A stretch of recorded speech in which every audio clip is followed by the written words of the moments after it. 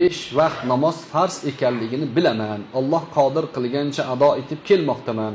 Bilaks yaqinda ish vaqtida namoz o'qishimizga cheklovlar qo'yilmoqda va bu haqda ma'lum chegaralarda yig'ilishlar bo'lib o'tdi.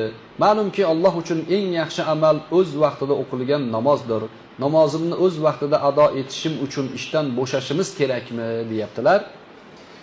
Shunga o'xshagan savollarga bir ishdan bo'shab keting namoz uchun demaydi hech kim.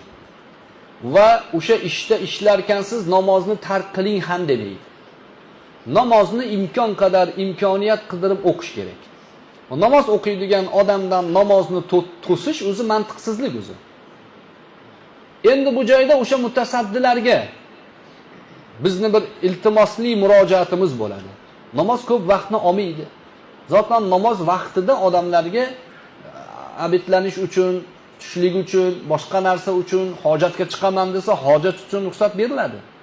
O'sha muddatlarda namozga sharoit qilib berish kerak. Chunki bizning xalqimiz musulmon, namoz baribir o'qiydi. Taqiqlasangiz ham.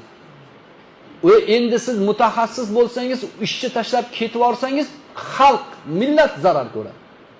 Sizga o'xshagan odam kerak o'sha joyda o'tirib ishlashga.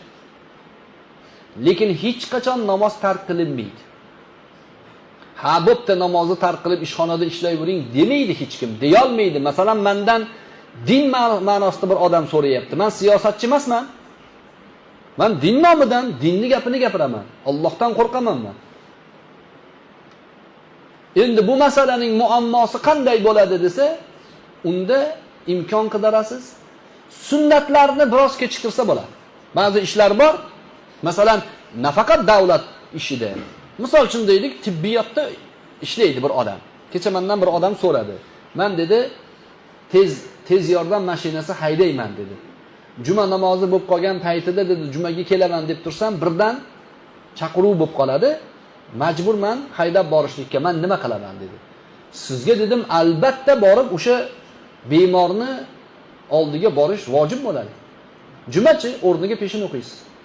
O'rniga borda peshin. Bu butun dunyoda fiqh bu. Hatto Makka mukarramani qarang. Juma kuni imom namoz o'qib turadi, ikkita qo'riqchi yonida qo'riqlab turadi. Namoz o'qimaydi ular. Ular benamoz emas. Ular kofir ham emas. Ularning fiqhi bunga ijozat beradi. Chunki imomga hujum bo'lib qolishi mumkin. Har turli havorijlar bor. Ularning himoyasi uchun turibdi. Ko'pchilikning manfaati uchun o'zini ibodatini keyinga suryapti.